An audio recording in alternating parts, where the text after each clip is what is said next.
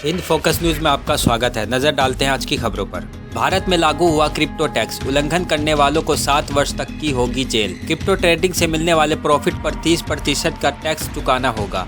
इसके अलावा प्रत्येक क्रिप्टो ट्रांजैक्शन पर 1% का TDS भी लागू हो गया है। देश में 1 अप्रैल से क्रिप्टो करेंसीज की ट्रेडिंग से मिलने वाले प्रॉफिट पर टैक्स देना होगा।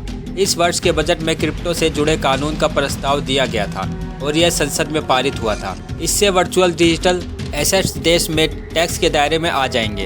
हालांकि वर्चुअल डिजिटल एसेट्स की परिभाषा को लेकर भ्रम की स्थिति है। क्रिप्टो ट्रेडिंग से मिलने वाले प्रॉफिट पर 30% का टैक्स चुकाना होगा। इसके अलावा प्रत्येक क्रिप्टो ट्रांजैक्शन पर 1% का TDS भी लागू हो गया है। इन नियमों का उल्लंघन करने वाले मुश्किल में पड़ सकते हैं। नए क्रिप्टो कानून का उल्लंघन करने वालों को 7 वर्ष तक की कैद हो सकती है। टैक्स की चोरी के प्रकार के आधार पर 6 महीने से 7 वर्ष तक की जेल हो सकती है। रकम अधिक होने पर जुर्माना भी लगाया जा सकता है, जो 200% तक का हो सकता है। एक अनुमान के अनुसार भारतीय उपमहाद्वीप में 10 करोड़ से अधिक लोगों के पास क्रिप्टो करेंसीज हैं। यह भारत की जनसंख्या का लगभग 7.3% है। भारतीय जनता पार्टी 3 दशकों में राज्यसभा में 100 का आंकड़ा छूने वाली पहली पार्टी बनी। कांग्रेस की हालत पतली। यूपी में बीजेपी को फायदा हो सकता है, जहां 11 में से 8 सीटें उसकी झोली में जा सकती हैं। यूपी में जिन 11 सांसदों का कार्यकाल खत्म हो रहा है उसमें 5 बीजेपी के हैं। राज्यसभा में बीजेपी की ताकत 100 सीटों तक पहुंच गई है। 1990 के बाद वो पहली पार्टी बन गई है जिसने संसद के उस सदन में इस मुकाम को हासिल किया है। राज्यसभा की वेबसाइट पर सीटों की नई संख्या अभी भले ही अधिसूचित नहीं हुई है, लेकिन ताज़ा चुनाव के बाद बीजेपी के उस सदन में कुल सांसदों की संख्या 100 तक पहुँच गई है। इससे पहले उसके पास पहले ही 97 सीटें थी। बीजेपी की सीटें वर्ष 2014 में 55 थी, यानी पिछले 7 साल में इसमें करीब 100% इजाफा हुआ है। बीजेपी ने 2 सीटें असम के राज्यसभा चुनाव से जीती है, जहां उसने 1 सीट कांग्रेस से झटक ली। बीजेपी ने कांग्रेस और AIUDF के कुछ विधायकों के समर्थन से दूसरी सीट पर भी जीत पक्की की। GST से कमाई ने सारे रिकॉर्ड तोड़े। मार्च 2022 में राजस्व 14,02,095 करोड़ रुपए रहा। देश में मार्च के महीने में GST संग्रह ने अब तक के सारे रिकॉर्ड तोड़ दिए हैं। ये पिछले 5 साल में सर्वाधिक रहा है।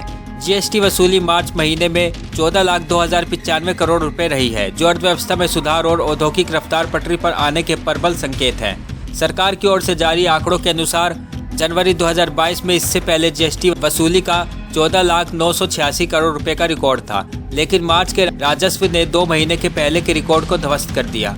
हालांकि आर्थिक विशेषज्ञों का मानना है कि आने वाले महीनों में GST संग्रह पर असर पड़ सकता है, क्योंकि यूक्रेन पर रूस के 24 फरवरी को हमले के बाद आने वाले महीनों में अर्थव्यवस्था पर प्रतिकूल असर पड़ सकता है। अतिथि देवो भव भाव से उत्तराखंड पुलिस करेगी यात्रियों का स्वागत, वाहन स्वामियों को भी राहत। आज अशोक कुमार IPS DGP की अध्यक्षता में आगामी 4 धाम यात्रा के दौरान सुरक्षा एवं यातायात व्यवस्था के संबंध में वीडियो कॉन्फ्रेंसिंग के माध्यम से एक बैठक आयोजित की गई। बैठक में विभिन्न बिंदुओं पर विचार विमर्श कर निम्न महत्वपूर्ण निर्णय लिए गए। 4 धाम यात्रा पर चलने वाले जिन व्यावसायिक वाहनों को परिवहन विभाग द्वारा ग्रीन कार्ड जारी किया गया है, उनके कागजातों की चेकिंग पुलिस द्वारा नहीं की जाएगी। निजी वाहनों से 4 धाम यात्रा पर आने वाले यात्रियों के वाहनों के कागजात हरिद्वार एवं देहरादून बॉर्डर पर ही चेक किए जाएंगे। आगे उनकी बार चेकिंग नहीं की जाएगी। 4 धाम यात्रा सीजन के दौरान यात्रा रूट पर यातायात व्यवस्था को सुचारू रूप से संचालित किए जाने हेतु DIG निदेशक यातायात श्री मुख्तार मोहसिन को नोडल अधिकारी बनाया गया है। 4 धाम यात्रा रूट पर बोतल नेक चिन्हित कर परिवहन एवं लोक निर्माण विभाग के साथ समन्वय स्थापित करते हुए अधिक से अधिक चेतावनी बोर्ड लगाए जाने हेतु निर्देशित किया गया। Overloading, over speeding, rash, stunt driving, नशे की हालत में वाहन चलाने वालों, वाहनों का उपयोग आपराधिक गतिविधियों में करने वालों की चेकिंग एवं इनकी कार्यवाही की जाएगी। पर्यटन पुलिस 4 धाम यात्रा के दौरान अहम भूमिका निभाएगी। पुलिस कर्मियों को सॉफ्ट स्किल्स, कम्युनिकेशन स्किल्स का विशेष प्रशिक्षण कराया जाएगा, जिससे पर्यटन पुलिस अतिथि देवो भव के भाव से यात्रियों को सुरक्षा एवं सुविधा प्रदान करने में सक्षम हो। यात्रियों की सुविधा के लिए चारों धामों के कपाट खुलने की तिथि, मार्गों की स्थिति, जाम होने पर उसकी रियल टाइम स्थिति उत्तराखंड पुलिस की वेबसाइट और सभी सोशल मीडिया प्लेटफॉर्म पर साझा की जाएगी। होमगार्ड एवं PRD के जवानों को विशेष प्रशिक्षण देकर यात्रा मार्गों पर तैनात किया जाएगा। यात्रा मार्गों पर यातायात प्रबंधन को सर्वोच्च प्राथमिकता पर रखा जाए।